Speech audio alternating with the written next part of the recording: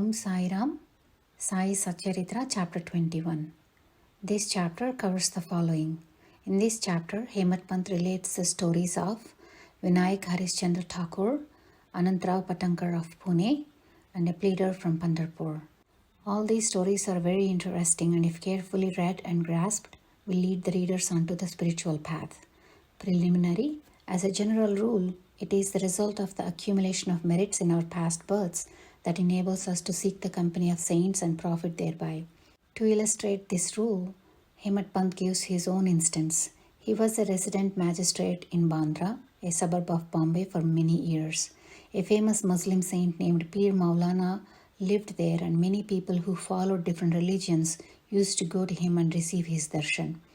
The Maulana's priest tried to persuade Hemat Pant many a times to go and see the saint, but for some reason or the other, he was not able to receive the Maulana's darshana. After many years, his turn came and he was called to Shirdi, where he was permanently enlisted in Sai Baba's darbar. Unfortunate people do not get to meet saints. It is only fortunate ones who receive this grace. Saints working in unison. There have been saints in this world from time immemorial.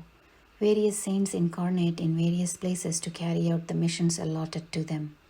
And though they work in different places, they work in unison. They work in unison under the common authority of the Almighty Lord and know exactly what each of them is doing in his place and supplement his work where necessary. An instance illustrating this is given below. Mr. Thakur.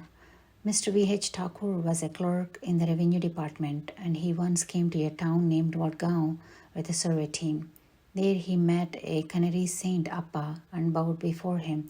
The saint was explaining a portion from the book Vichar Sagar by Nischal Das, that is a standard work on the Vedanta, to the audience. When Thakur was about to leave, Appa said to him, "You should study this book, and if you do so, your desires will be fulfilled. And when you go to the north in the discharge of your duties in the future, you will be fortunate enough to come across a great saint. Then he will show you the future path and give rest to your mind and make you happy." Then he was transferred to Jannar, where he had to cross the Nane Ghat, that is a rugged valley, every day to get to work. This ghat was very steep and almost impassable, and no conveyance other than a buffalo was of use in crossing it. So he had to take a buffalo ride through the ghat. This trip inconvenienced him greatly. He was later transferred to Kalyan on a promotion, and there he met Nana Sahib Chandorkar. He heard a lot about Sai Baba from Chandorkar and wished to see Baba. The next day, Nana Sahib had to go to Shirdi, and he asked Thakur to accompany him. Thakur could not do so, as he had to appear in the Tana civil court for a case. So Nana Sahib went alone. Thakur went to Tana, but there the case was postponed. Then he regretted not accompanying Nana Sahib. Nevertheless, he left for Shirdi, and when he arrived, he found that Nana Sahib had left the previous day. Some of his other friends whom he met there took him to Baba. He saw Baba, fell at his feet, and was overjoyed. His eyes were full of tears of joy, and his hair stood on end. Then, after a while, the omniscient Baba said to him, "The path of this place is not as easy as the teachings of the Canary Saint Appa, or even as easy as the buffalo ride in the Nane Ghat. On this spiritual path, you have to put in your best effort, as it is very difficult." When Thakur heard these significant words, which no one else knew, he was overwhelmed with joy. He immediately knew that the words of the Canary Saint had turned out to be true. Then, joining both hands and placing his head at Baba's feet, he prayed that he should be accepted and blessed. Baba then said, "What Appa told you was right, but these things have to be practiced and lived. Mere reading won't do. You have to think through and carry out what you read. Otherwise, it is of no use. Mere book learning without the grace of the Guru or without self-realization is of no avail." The theatrical portion was read from the work Vichar Sagar, but the practical way was shown to him at Shirdi. Another story given below will bring out this truth more forcibly. Anantrao Patankar. A gentleman from Pune named Anantrao Patankar wished to see Baba. He came to Shirdi and received Baba's darshan. His eyes were appeased, and he was very pleased.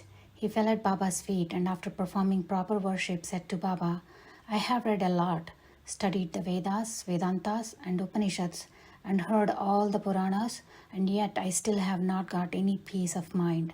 Thus, I think that all my reading was useless. Simple, ignorant, devout persons are better than me. Unless the mind becomes calm, all book learning is of no avail. I have heard from many people that you easily give peace of mind to so many people by your mere glance and playful words. So I have come here. Please take pity on me and bless me. Then Baba told him a parable which was as follows. The parable of 9 balls of stool, that is Navavidha Bhakti. Once a merchant came here, and right before him his mare passed her stool, that is 9 balls of stool. The merchant, intent on his quest, spread the end of his dhotar and gathered all the 9 balls in it, and thus he got peace of mind. Mr. Patankar could not understand the meaning of this story, so he asked Ganesh Damodar alias Dada Kelkar, "What does Baba mean by this?" He replied, "I too do not know all that Baba says and means, but I will say what he inspires me to. The mare is God's grace, and the 9 balls excreted are the 9 forms of bhakti. Shravana, that is hearing; Kirtana, that is praying; Smarana, that is remembering; Padasevana, that is resorting to the feet; Archana, that is worship; Namaskara, that is bowing; Dasya, that is service; Sakyata, that is friendship; and Atmanivedana, that is surrender of the self. If any of these is faithfully followed, the Lord will be pleased and will manifest himself in the home of the devotee. All the sadhanas like japa, that is vocal worship; tapa, that is penance; yoga and studying the scriptures and expounding them are quite useless unless they are accompanied by bhakti, that is devotion. Knowledge of the Vedas or fame as a great jnani and mere formal bhajan, that is worship, are of no avail. What is wanted is loving devotion. Consider yourself as the merchant or seeker after the truth, and be anxious and eager like him to collect or cultivate the 9 types of devotion.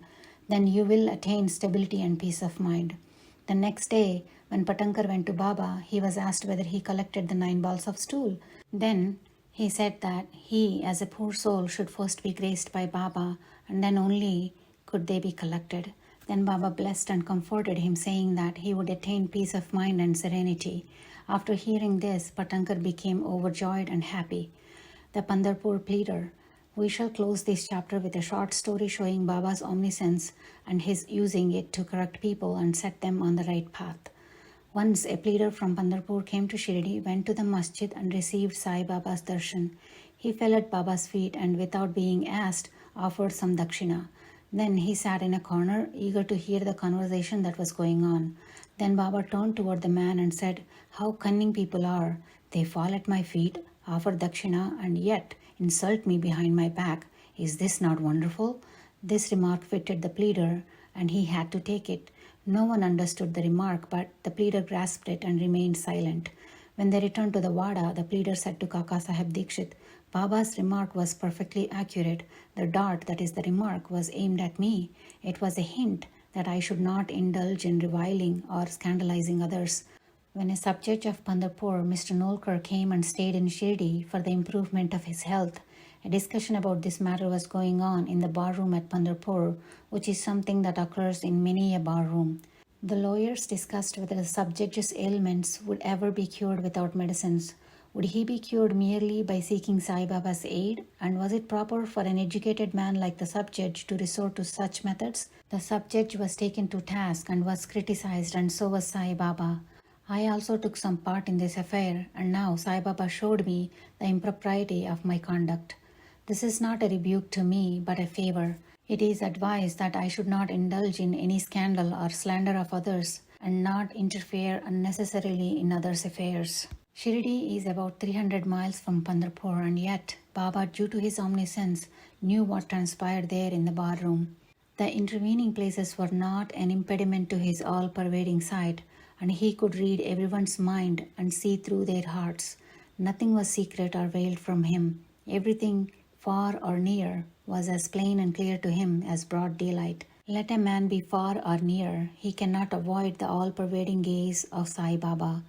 Through this incident, the pleader learned the lesson that he should never speak ill of others or unnecessarily criticize them. Thus, his evil tendency was removed and he was set on the right path. Though the story refers to a pleader, it is applicable to everyone. Everyone should take this lesson to heart and profit thereby. Sai Baba's greatness is unfathomable, and so are his wonderful Leelas. His life is also such, for he is Parabrahma, that is, Lord God incarnate. Bow to Sri Sai, peace be to all. This brings us to the end of Sai Satcharitra, chapter 21.